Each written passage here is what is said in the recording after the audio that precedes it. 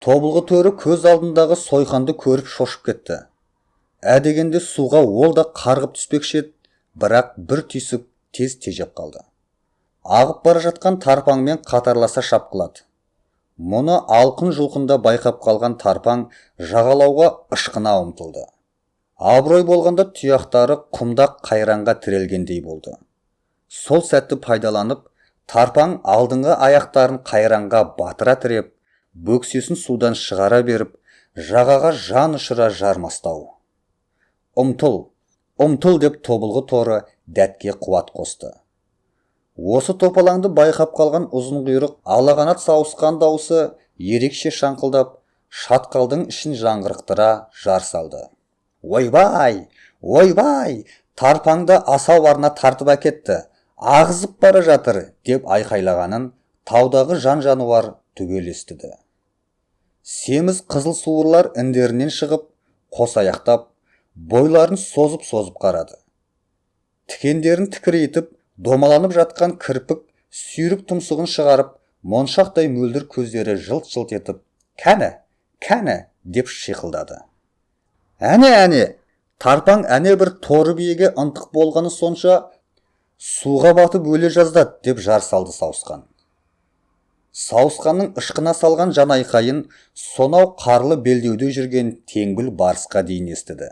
Құлағы қартаңдықтан тосаңдау болса да, тепсеңнің арғы жағында жүрген қорбан қоңыр аю да естіді.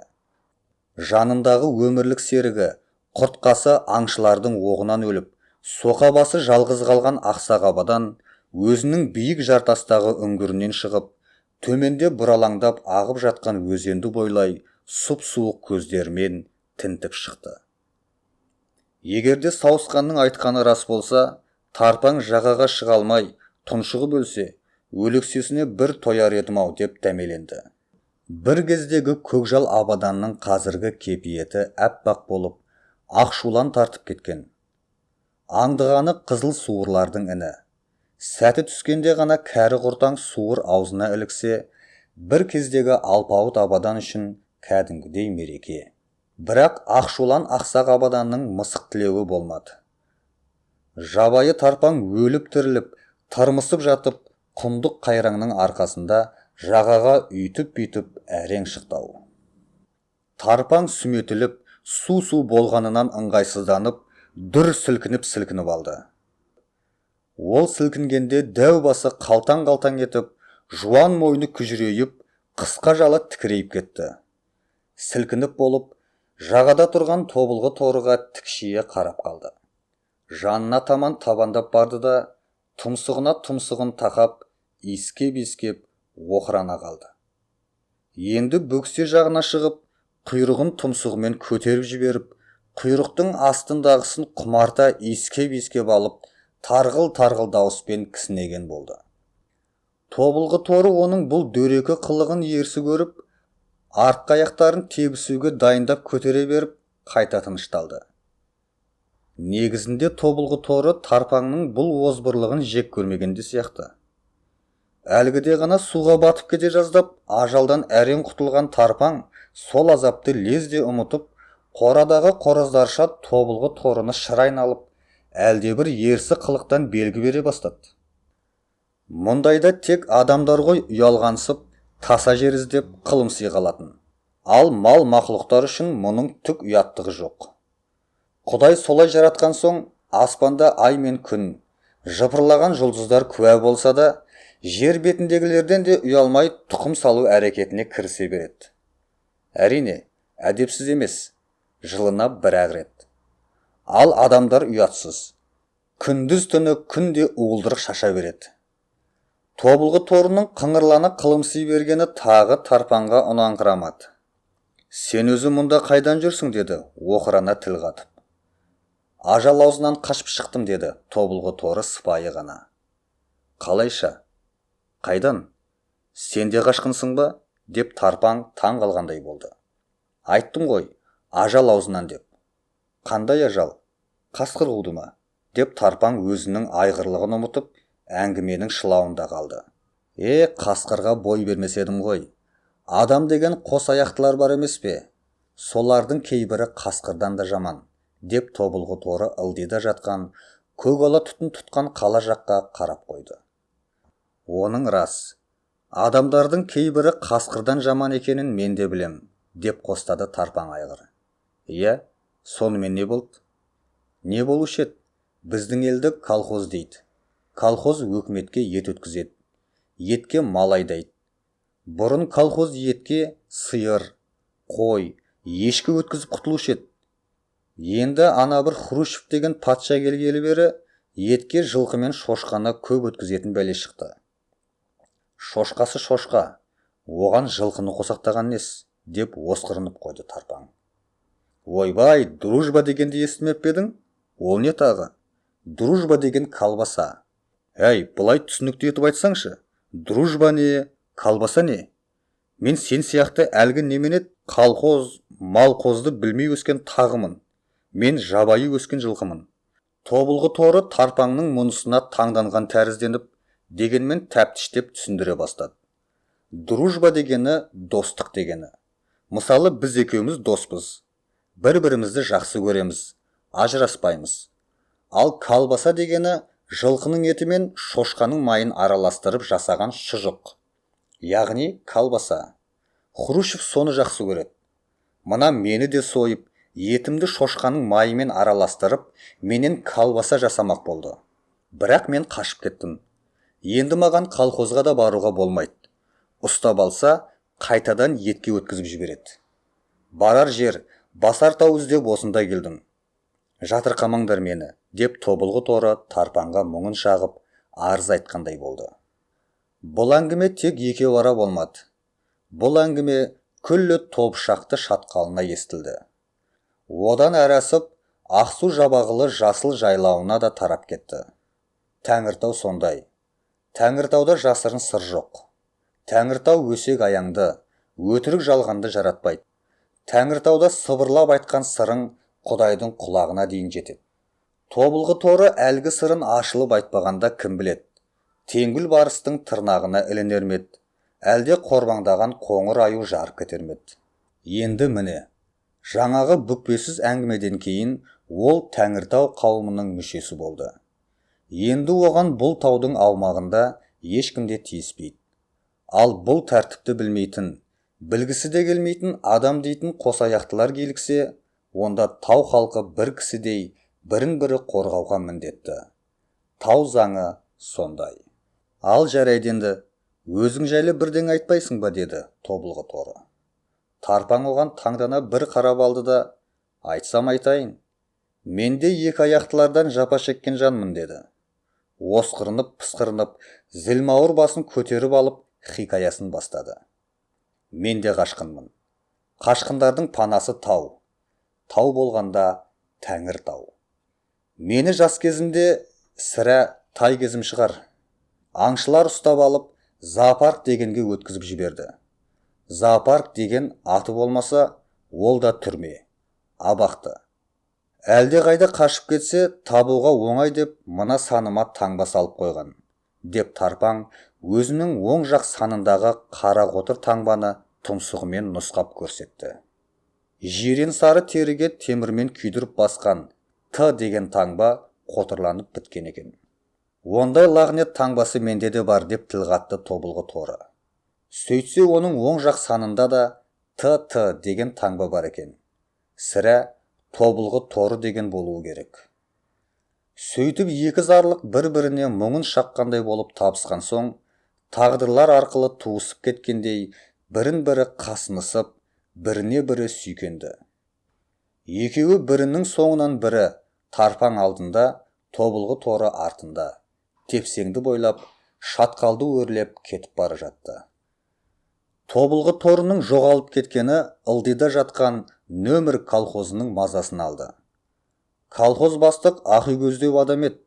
Ет комбинатына мал өткізіп қайтқан зоотехник пен шопырдың иманын қасам қылды. Жердің астына түсіп кетсе, жердің астынан тауып келіңдер, деп бастарына әңгір таяқ ойнатты. Зоотехник шыдай алмай, «Оу, айналайын басеке, ақыры етке өткізетін мал ғой, орнына өз малымызды беріп құтылайық», деп еді. Бастық көнбеді. «Жоқ, тобылғы торының өзін табыңдар», деп бірақ кесті. Аяқ жетер жердің бәрін ақтап аралап шықты. Көрдім білдім деген ешкім жоқ. Бастық айтқан соң жердің астына түсіп кетті ме деп еді, жердің жыртығын таппады. Аспанға ұшып кетті ме деп аспан астын тінткілеп қарап еді, аспаннан да аяғы салбырап тұрған жылқы көрінбеді. Сонда да бастықтың көзі Тәңіртауға қарай аунады. Тау тым-тырыс, тау сатқын емес, тау шымылдығын түрген жоқ. Сонда бастық, таудан іздеңдер деп бұйырды.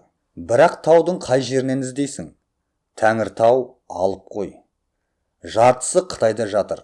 Одан беріде 3 мемлекеттің шекаралары түйіскен жерде хан Тәңірі тұр. Өзі 3 қырлы жарықтық.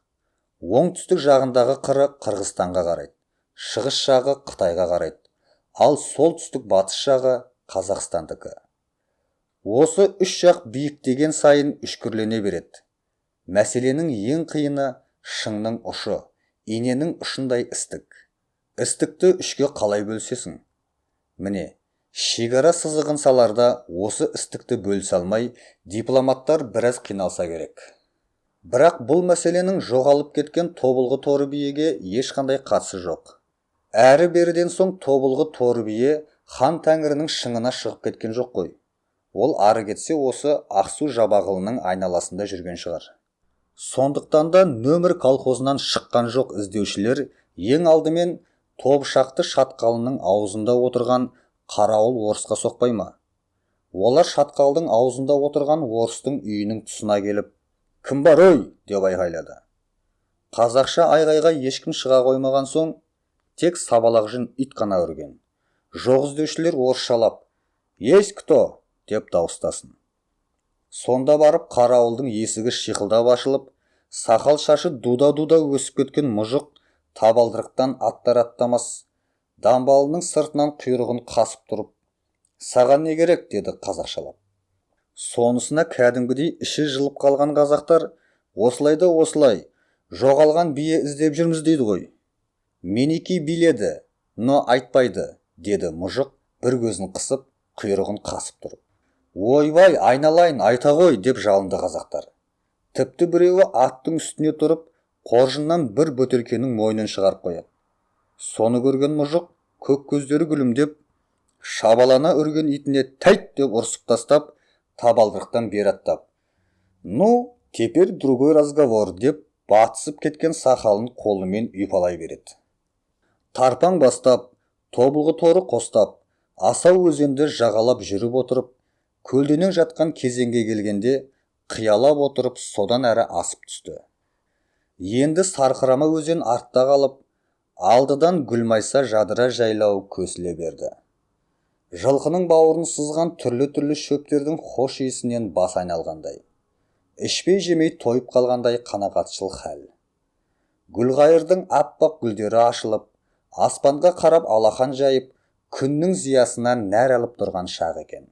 Гүлғайыр күннен нәр алса, гүлдің ортасындағы сарғылт тіршілікке қонып алып, бүйірі бүлкілдеген шырын сорып жатқан араларды көргенде, бұл әлем әулетінің бірін-бірі асырап, аймалаған, бір-бірімен соншалықты қиюласқан әрекетін көріп, Алланың құдіретіне тәнті болмасқа әддің қалмайды.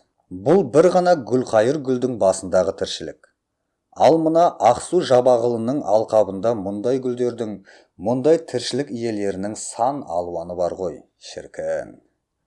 Жабайы аралардың ызыңы, аспандағы боз торғайдың жердегі жұмыртқасын әнмен тербеткен шырылы, қия-қия жартастардан шаңқ ете қалған бүркіттің дауысы, қалың көденің арасынан естілген бөдененің бытпылдығы, алыстағы сарқыраманың сарыны, осылардың бәрін көріп, сезіп, содан жандары рахаттанған тарпаң мен тобылғы торы бірін-бірі қасылап пысқырынғаны. Тарпаңның адырайып оқыранғаны тобылғы торыға мейірі түсіп, ықыласы ауып, мекіренгеніндей болып естіледі. Жабайы жылқы демесең, ауылдағы асыранды азынауық айғырлардан артық болмаса кем емес. Рас, бойы аласалау. Әрине, тобылғы торы биенің шоқтығы биік, жалы да, құйрығы да ұзын. Төңкерілген тостағандай мөлдір қара көздеріне дейін түсетін жібектей жұмсақ кекілі де бар. Ал тарпаңда түк кекіл жоқ. Кекілім жоқ деп қайғыратын тарпаң байқалмайды. Ұрғашыдан бойым аласау деп те қаймығатын түрі жоқ. Рас, тобылғы торыға бір рет асылмақшы болып ұмтылып еді, діттегеніне жете алмады. Сірә тобылғы торыда жазмыштан озмыш жоқ деген болу керек. Оның үстіне күйлейтін кезі келген бе, кім білет. Өзі ойпаңдау жерге түсіп, қырлау жерде тұрған тарпаңмен бой теңестірді. Сонда тарпаңның бір оқыранып алып, бұл дүниенің аса биік ләззәтті сәті барын сезіне беріп, шыңғырып жіберген ай сорлы. Сәлден соң-ақ ол тобылғы торының үстіне төңкеріле құлап түсті. Дәл маңдайынан тиген оқтың тесігінен қара қан атқылап ала жөнелді.